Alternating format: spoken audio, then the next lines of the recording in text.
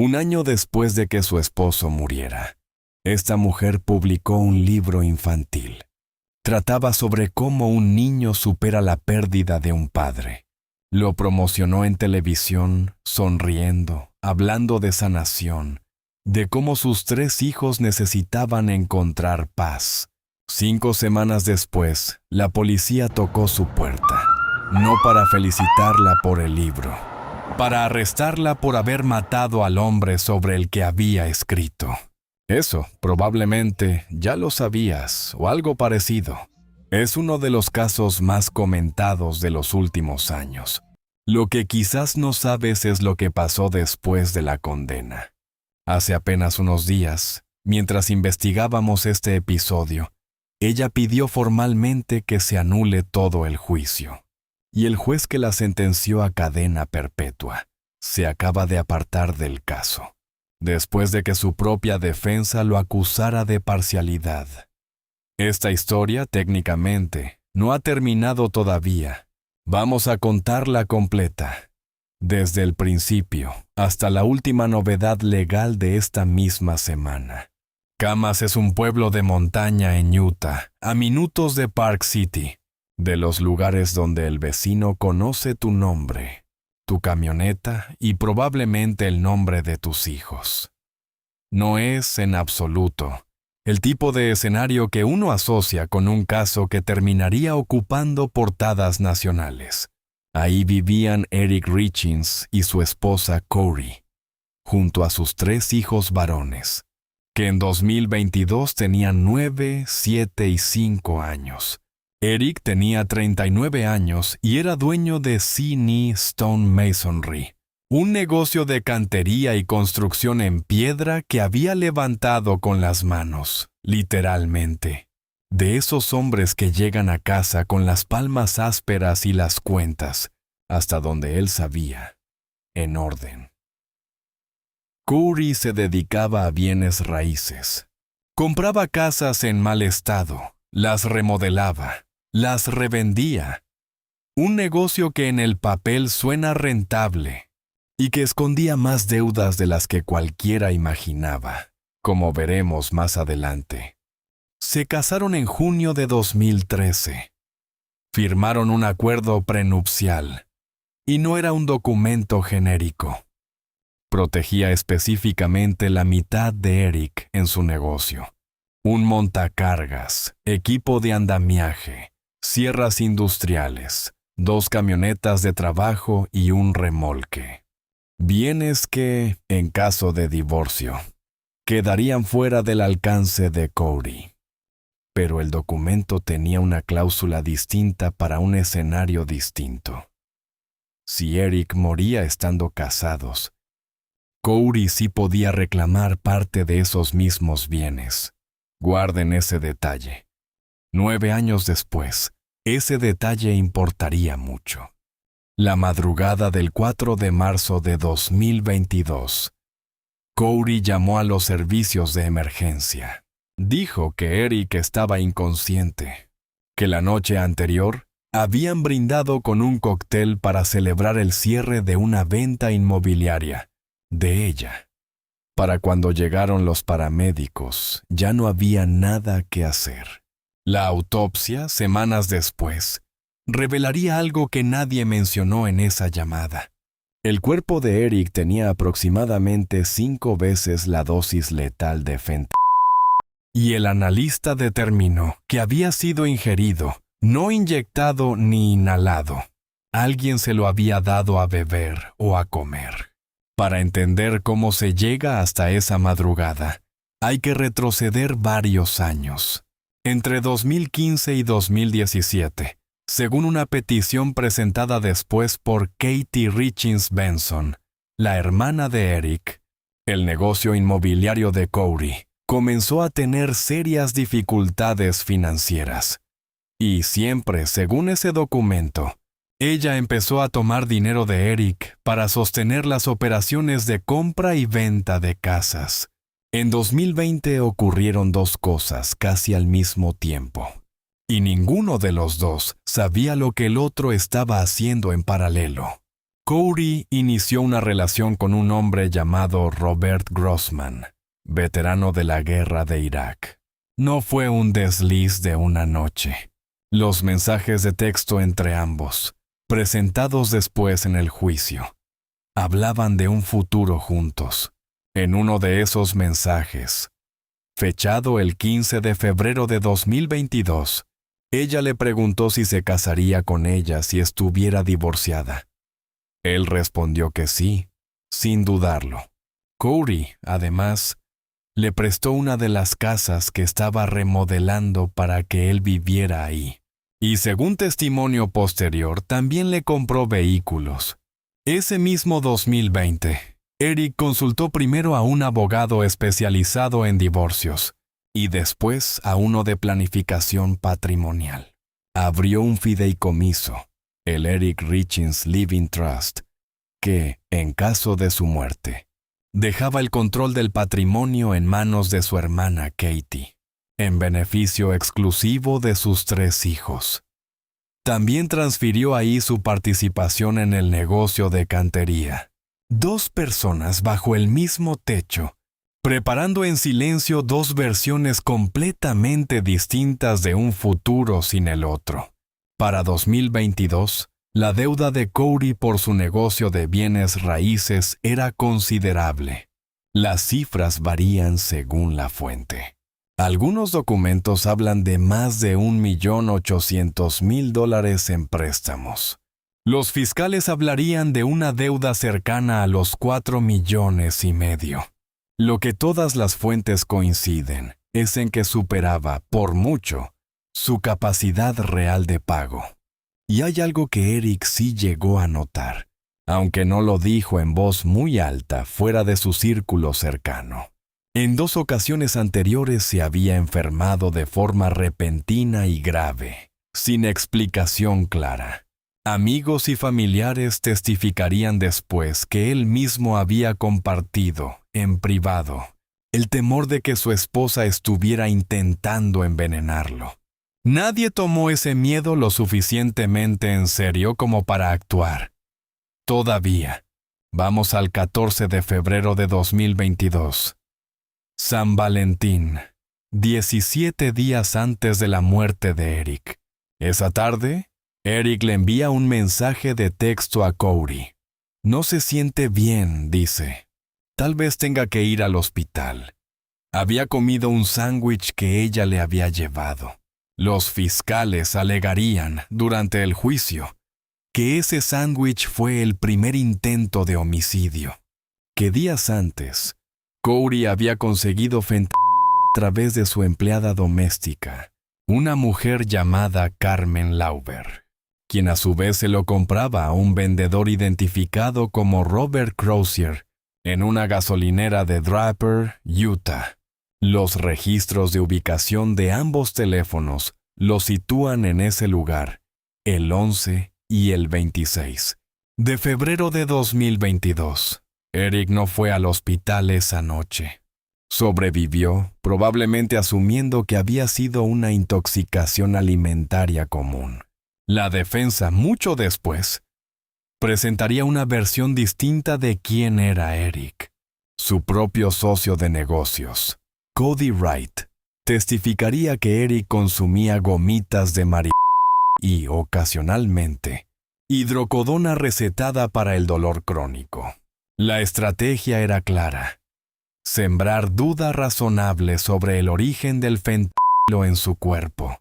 17 días después de ese sándwich, la noche del 3 de marzo, Corey le preparó a Eric un Moscow Mule, un cóctel servido tradicionalmente en un tarro de cobre, para celebrar el cierre de una venta inmobiliaria. Esa fue la noche que Eric no sobrevivió. Al principio, todo apuntaba a una sobredosis accidental.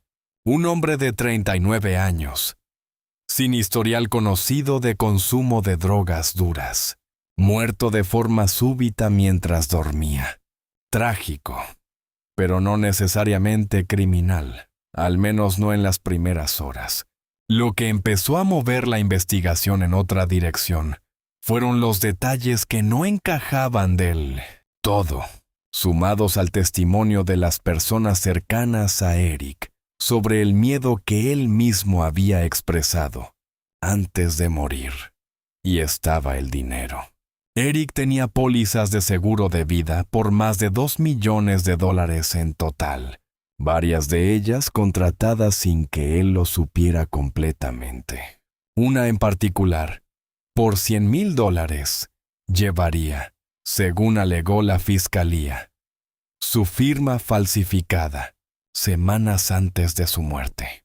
Cuando los investigadores obtuvieron acceso a un teléfono que Cowrie empezó a usar un mes antes de la muerte de Eric, encontraron un historial de búsquedas que ella nunca logró explicar satisfactoriamente ante el tribunal. ¿Cuál es la dosis letal de fentanilo? Cárceles de lujo para gente adinerada en Estados Unidos. Búsquedas hechas con la frialdad de quien investiga un problema técnico. Mientras la investigación seguía abierta, sin arresto todavía, sin cargos formales, Cowrie publicó el libro infantil que abrió este episodio. ¿Estás conmigo? La historia de un niño que se pregunta si su padre, ya fallecido, sigue presente en los momentos importantes. Los cumpleaños, la Navidad, el primer día de clases. Lo presentó en un programa de entrevistas matutino local, hablando de sanación, de ayudar a sus hijos a procesar una pérdida inesperada. Hay un detalle de esta etapa que casi ningún resumen del caso menciona. Mientras la investigación avanzaba en silencio, Cowrie le envió un correo electrónico extenso a funcionarios del condado, explicando por iniciativa propia sus vacaciones recientes, una supuesta infidelidad de Eric, su propio estado de salud mental, y asegurando que no tenía ningún problema financiero real. Nadie se lo había pedido. Y cuando alguien se adelanta a explicar exactamente lo que después resultará ser el motivo de su arresto, generalmente es porque intuye que la pregunta ya viene en camino. 5 semanas después de su aparición en televisión, el 8 de mayo de 2023, Cowrie Richins fue arrestada por homicidio agravado. Lo que ocurrió después del arresto fue, en algunos sentidos, tan enredado como el crimen mismo. Apenas un mes después, en junio de 2023, Cowrie demandó el patrimonio de Eric, alegando que el acuerdo prenupcial le daba derecho a una parte de sus bienes.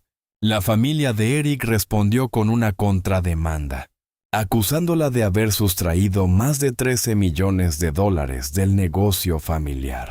En septiembre de ese año surgió lo que la fiscalía bautizó como la Carta del Perro, un documento manuscrito, recuperado de la celda de Cowrie, en el que instruía a un familiar sobre exactamente qué debía declarar. Su defensa ofreció una explicación alternativa, casi cinematográfica. Dijeron que la carta era parte de una novela de ficción, sobre una estancia imaginaria en una prisión mexicana. Y en noviembre de 2024, más de un año antes de que el juicio siquiera comenzara, un tribunal de menores le otorgó formalmente la custodia de los 3 hijos de la pareja, la familia de Eric. Para cuando el juicio empezó, los niños llevaban ya más de un año viviendo sin su madre. El juicio comenzó el 23 de febrero de 2026, casi 3 años después del arresto.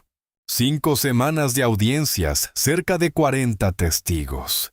La fiscalía, liderada por el fiscal Brad Bloodworth, construyó su caso en capas.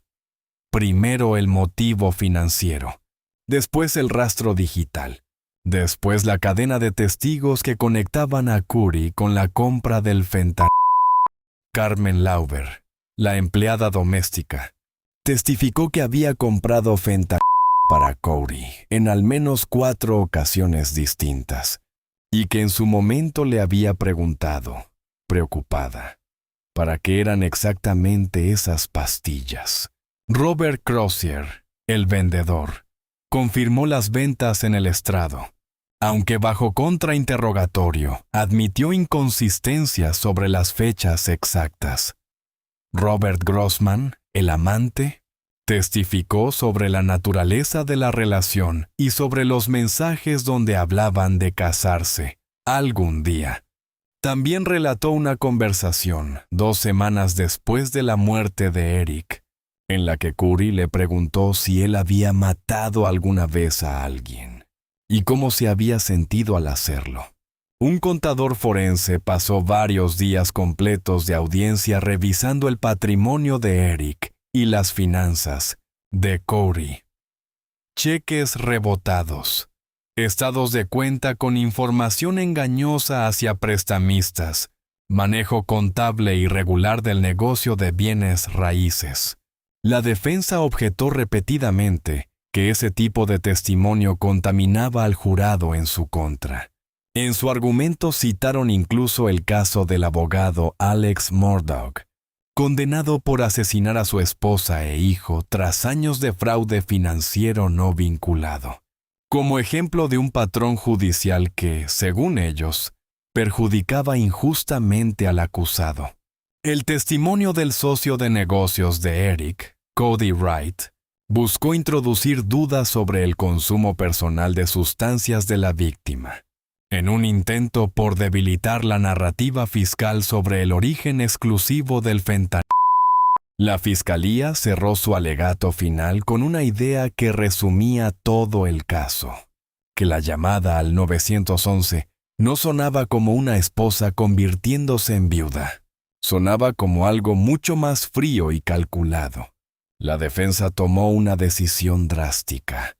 No llamó a un solo testigo propio. Curry no testificó en su propia defensa. El jurado deliberó durante 3 horas. El 16 de marzo de 2026, el veredicto. Culpable de homicidio agravado, intento de homicidio agravado, 2 cargos de fraude de seguros y falsificación de documentos.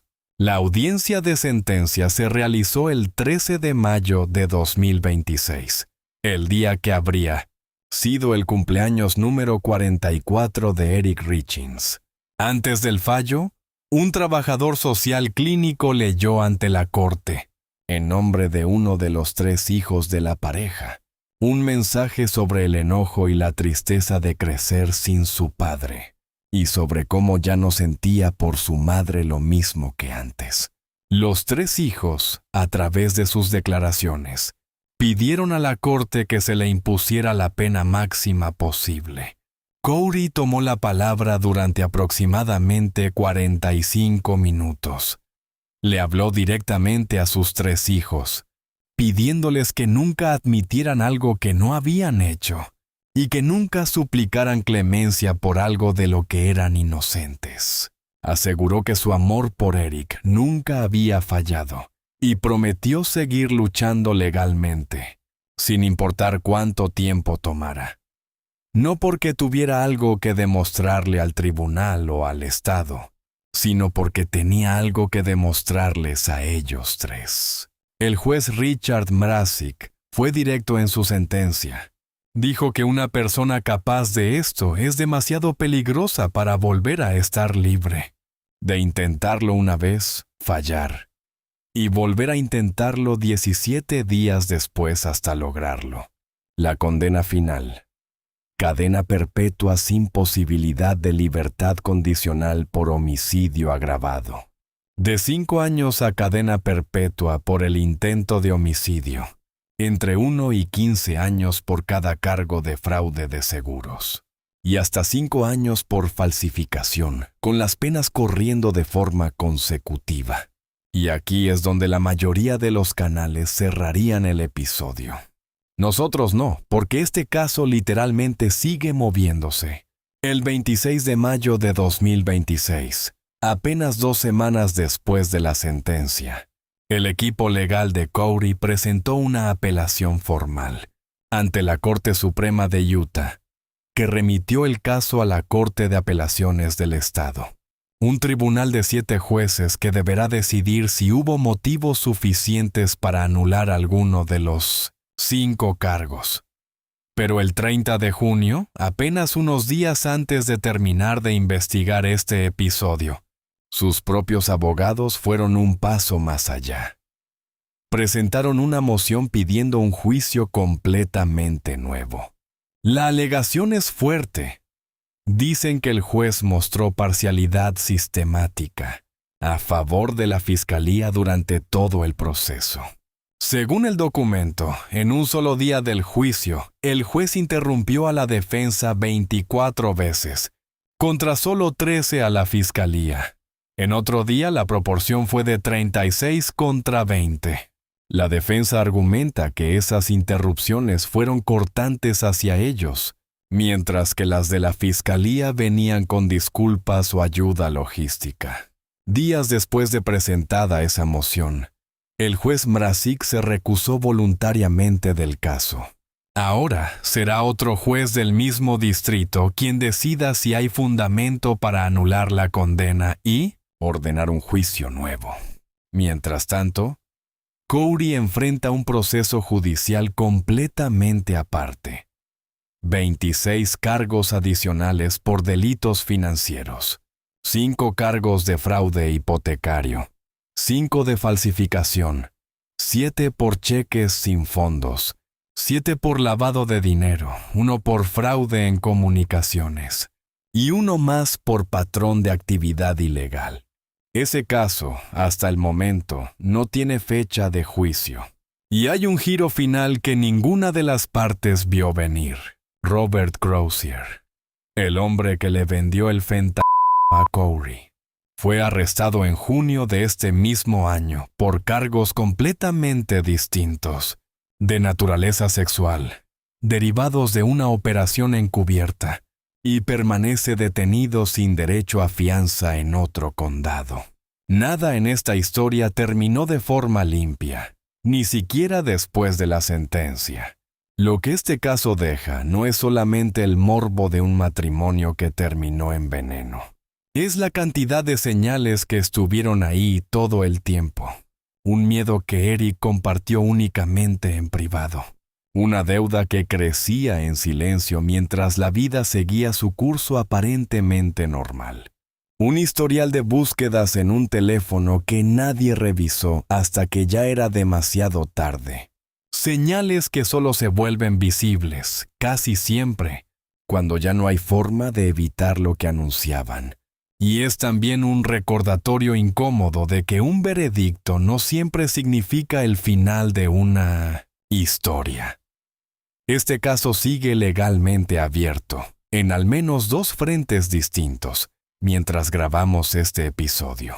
Si hay novedades relevantes en la apelación, en la moción de juicio nuevo, o en el caso por los cargos financieros, volveremos a este expediente con una actualización. Por ahora, la pregunta con la que los dejamos es la misma que enfrentó un jurado en Utah. ¿Cuánto de lo que alguien te muestra? Un libro sobre sanar. Unas lágrimas frente a la corte. Una llamada de auxilio. ¿Es realmente lo que parece ser? Cuéntanos en los comentarios qué parte de este caso te sorprendió más. Nos vemos la próxima semana con otro expediente.